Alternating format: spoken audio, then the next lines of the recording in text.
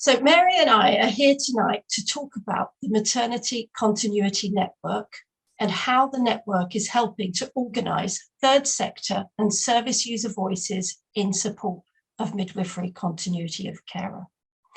And just to put this into context, Sue, you mentioned that I was an AIMS volunteer, and AIMS, the Association for Improvements in the Maternity Services, is one of the UK organisations that has been campaigning for decades for relational care or continuity of care to become the bedrock of UK maternity service organisation for all women and families throughout their maternity journey.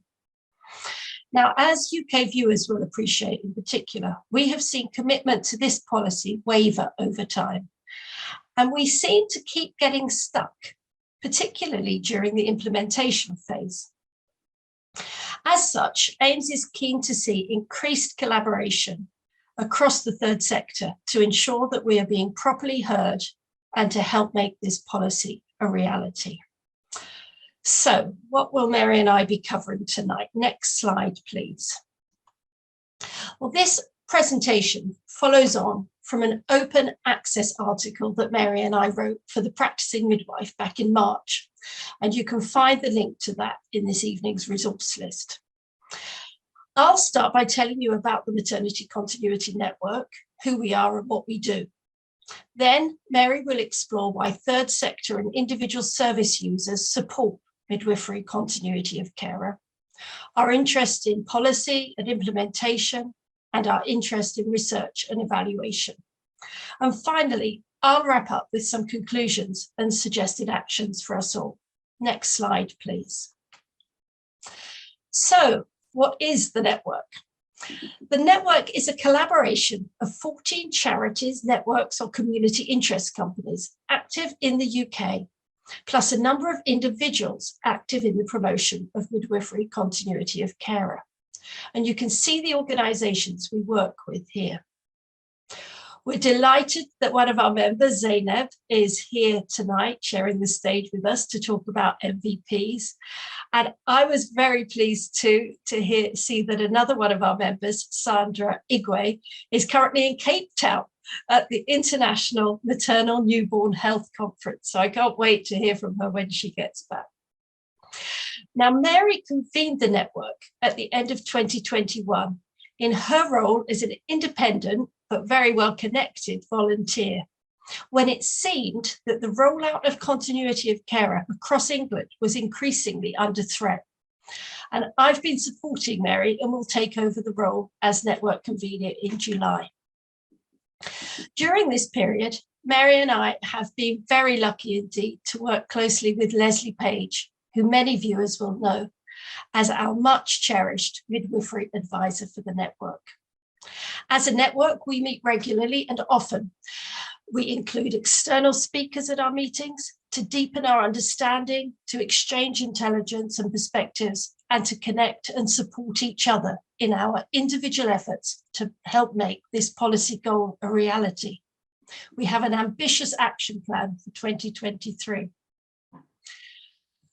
What's perhaps most interesting about our network is how we all come together, each with our own particular focus and interests as a community of interest. Next slide, please. You can see on this slide here some of the different goals of our network members. So there is no one organisation in the UK dedicated to maternity continuity of care, but we hope that our network, bringing together a range of perspectives, is a good substitute for that. And indeed, from our very first network meeting, we started to understand just how powerful it could be to come together, to support each other, to promote a policy that we all strongly believe is foundational to the improvement or transformation of our maternity services. Next slide, please. Just look at Chaya's reflections here, for example. Chaya is what's called a service user voice for NHS England, as well as being involved in the Maternity Voices partnership structure. As Chaya's words illustrate so well, our network meetings give us all space to reflect on the importance of continuity of care and maternity, and to deepen our resolve to have it implemented, if only for the generations that come after us. So over to you, Mary, with the next slide, please. Thank you, Jo. So I just want us to focus for a little while on what a momentous thing it is for a woman to become pregnant, to contemplate labour and giving birth, and becoming a new mother and all that goes with that. It's a huge life change. And I think that because we see mothers and babies around, and for those of us working with mothers and babies every day, we can sometimes forget just how huge that is in a woman's life. Relationships matter to people. And as that's the case, at this really important time for a woman or a birthing person, having support from somebody familiar who's there throughout the journey is really important. We know that things can change at any time very suddenly, and sometimes differently. There can be a few niggles that a woman has that she might think something isn't quite right, but they seem small things. And if she's got somebody she feels that nothing is too small for, it's much easier to raise those concerns, particularly during the postnatal period, but also if you're anxious at any time or you're uncomfortable, sleep is disturbed, feelings are heightened, and women need proper support and someone to turn to. They need to be listened to, and they need to be really heard, and to have someone who understands them and their situation and their values that they can prepare and plan together with. Next, please. So we've heard about the network, a few little indicators. Some of the people that continuity is really important for are those women who have the toughest deal, the most challenging social circumstances. So Ros Bragg at Maternity Action has highlighted how important it is for the really vulnerable women, such as the migrants and asylum seekers who are away from their own country and really in challenging circumstances. And Laura Rose from LGBTQ plus Mummies has really emphasised how for marginalised and minority groups, continuity of care is crucial in order for them to feel better understood and supported and safe. I hope and think are all aware that Black and Asian women and other minority groups have seriously poorer health outcomes, and the Birthrights charity who work with us, who facilitated the inquiry into racial injustice, have highlighted that awareness of cultural issues and the kind of discrimination those women can face is really important. And we would be saying that awareness and examination of people's values and the way they behave, alongside access to continuity of care, is really, really important for that group of women. The two need to go together. And then Tanis, who we have worked with, I have worked with a lot, has said for somebody like her with complex medical and mental health issues and the sensory needs associated with being on the autistic spectrum, means that continuity is important. And she puts it, not getting that or having it taken away is as serious as catastrophic to her. And she talks about the challenges of navigating the system of care being sufficiently complex to result in her avoiding seeking help and self-medicating with whatever she had already available to her. So we get a little glimpse of some of the consequences. Next, please. And then in addition, for, all women contemplating pregnancy, and I'd just say, pause a minute and just think about your own daughter or your friend. If somebody you love was newly pregnant, what kind of care would you want for them? The woman on the right on my screen, Tina, is a dear friend of mine, and her daughter, Lizzie, in the middle here, who went to school with one of my sons, had a baby last year. And I talked to her and listened to her a lot, and she told me about what mattered to her. And she didn't know much about maternity care until she got pregnant, which I think is true for many women. But then she read up about, a whole lot of things. And she decided she'd book for a home birth. It seemed to her to be the obvious and sensible thing to do. And that way she got continuity from the home birth midwives. And she said her main midwife was kind, compassionate, and incredibly knowledgeable. And she enabled her to feel an increasing trusting bond, and it helped her to feel utterly safe in her care. Now, Lizzie transferred to have her baby in hospital, but despite that, and unfortunately for her, and it was a real loss, she didn't have care from her known midwife because it wasn't an integrated team, it was a separate home birth team. But despite that, having that relationship, she felt, she says, I honestly believe it contributed hugely to my straightforward and positive birth. And being able to debrief a whole lot of things and get help with feeding afterwards was very, very important to her. Next slide, please. So Jo and I and the network are very much of the view that continuity is really vitally important for both physical and psychological safety for women. And if you haven't seen it already, we would really encourage you to watch this video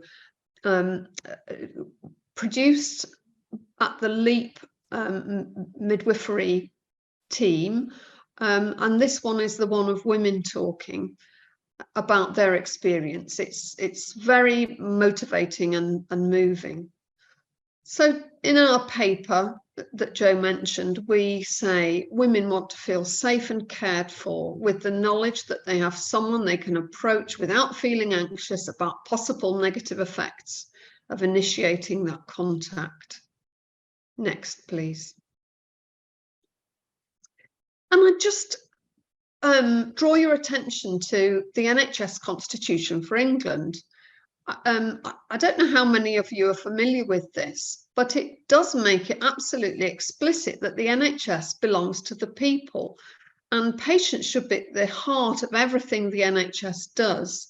And services should enable people to promote and manage their own health and have their needs and preferences met together with those of their family and their carers.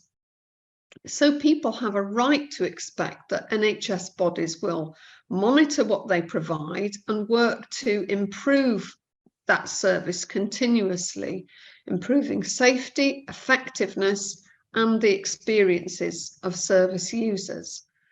And it's challenging, we know, at the moment, but we need to be keeping that goal in mind.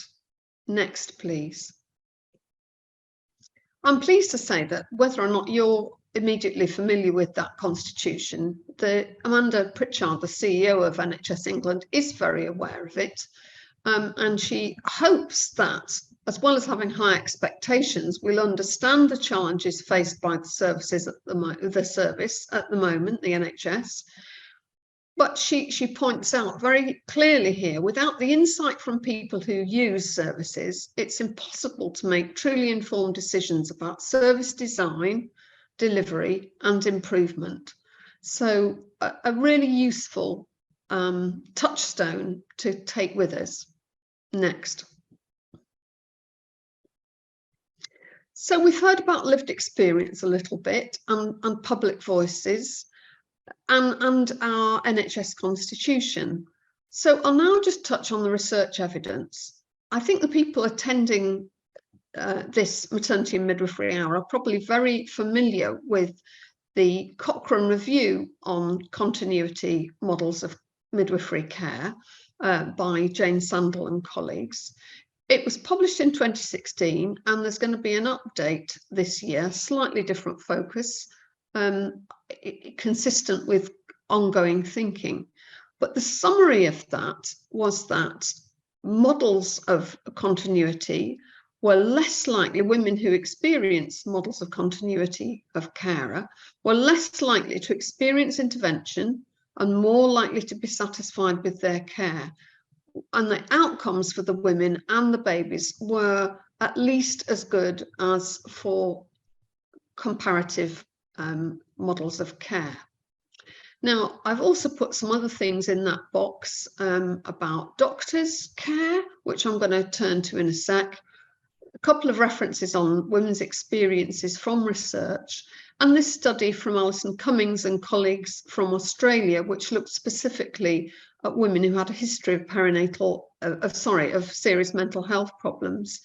And that study was showing fewer preterm births for that group of women. So there's increasing evidence with all the years that go by. Next slide, please.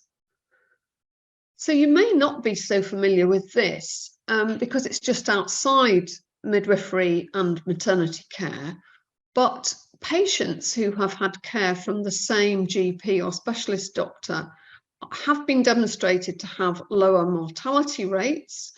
And the feeling is that's probably due to greater accumulated knowledge and a better understanding of the doctor and the patient of each other's views and priorities, leading to greater satisfaction, improved health promotion, more adherence to whatever medications being prescribed, and reduced hospital use. So there is evidence from a range of sources. Next slide, please. So all of that is a kind of background to the policy that we have to implement midwifery continuity of carer so as to deliver safe and personalised maternity care to all those women going through this huge life-changing experience every year. And the idea is to deliver it to the vast majority of women. But as we've heard, there have been some interruptions to the opportunities to implement that. We all know about the COVID pandemic. We've also had Brexit, which has been one of the contributing factors to our challenge with staffing across the NHS. Next slide, please. So although we haven't got there yet, and targets were put back and they have been suspended in the last year, our aim is still very much that is the vision for maternity that we need to hang on to. And I think one of the things we've learned since 2016, when Better Births was published, is that there's a good deal of preparatory work and planning that needs to be done for a major transformational whole service change. And many things have been done with a national lead and regional leads and very practical guidance documents for people planning at local level. And I'm pleased to say that midwifery continuity of care is prioritised as one of those 5 areas of healthcare that should be focused on as a priority for the 20% of people living in most challenging social circumstances in areas of highest social deprivation. Next slide, please. So, because it's a challenge, not surprisingly, people have developed really quite detailed training and models of how to deliver this kind of service change. But I'm not sure that we were as prepared as we might have been in maternity to put these in place several years ago. But if you're interested and wondering what you can do, you can have a look at taking one of these courses. There's a lot of really interesting stuff out there, accessible online a lot of the time. But also in research, there's this whole science of implementation science. And King's College, where I do a lot of work, does day courses, but also short courses. And that can be really helpful too. So well worth looking into. My final slide before handing back to Jo next is the slide on research and evaluation. So there are a lot of questions about implementation and how best to do it. And people have questioned how much evidence there is. So NHS England have commissioned a rapid appraisal of implementation so far in England, which has been delivered now, as I understand it, to NHS England, and that'll be in the public domain very shortly. And then there are two pieces of work that the big national funder of health services research, NIHR for short, have funded through an open competition. And Manchester University are going to be, or have started doing a rapid appraisal of enhanced midwifery continuity of carer, where they've put in additional funding for services delivering care to Black, Asian and minority ethnic women and women in high areas of deprivation. And there's a longer term study that will report in 2025, where Plymouth, Cardiff and Birmingham universities are working together. And we know from a recent meeting that they're intending very much to continue the kinds of approach that have been used by City in their rapid review. So lots in the pipeline, lots to look out for that will help inform where we go next and barriers that need to be overcome. The scoping review, which is highlighted here in blue, published in October 2022, and that was also commissioned by NIHR, and it was following a particular point raised by the Ockenden report. Next, please. And it found only 5 studies looking at midwifery, continuity of carer with close collaboration with obstetrics. There are only 5 studies across the world, 11 papers. So the numbers were also small, nothing on outcomes at all. But in order to set up those schemes, good partnership working between midwives and obstetricians was really important. And the barriers were service pressures, lack of funding and lack of management support. And I think the need to get management on side is coming up in many quarters. And only one of the studies, I believe, I'm right in saying, came from the UK, and that was the Poppy trial. And some of the findings from that were that for women, the intervention was associated with feelings of increased trust in their midwives, greater perceptions of safety, more involvement in care decisions, and positive experiences of bonding with their babies. So I'm afraid that was a whistle-stop tour, but back to Jo. And the next slide, please. Thank you. So to start summing up with some key points, our commitment is to support the implementation of continuity of carer in the maternity services. In doing so, we also recognise the need to tackle staff shortages. We commit to being a critical friend to NHS England and to the wider implementation team. We feel that the network in drawing together and multiplying interests, knowledge and skills is a key asset in the implementation of this long-awaited maternity transformation. But we can all play our part, and we would like to call on everyone listening to help us. Next slide, please. We can all contribute to the growing evidence about why continuity for all really matters and how it can be implemented for the benefit of all. We would like to encourage you to keep collaborating and talking about this policy priority. We have found videos to be a particularly useful way of communicating the benefits of continuity. And the video Mary mentioned earlier, we have a link to that in our resource pack tonight. We would love to share any videos you have produced. And in sharing progress updates and stories, we can each help more people understand why this is a policy priority that is here to stay until it is delivered. So that just leaves me with a few final points. My next and final slide, please.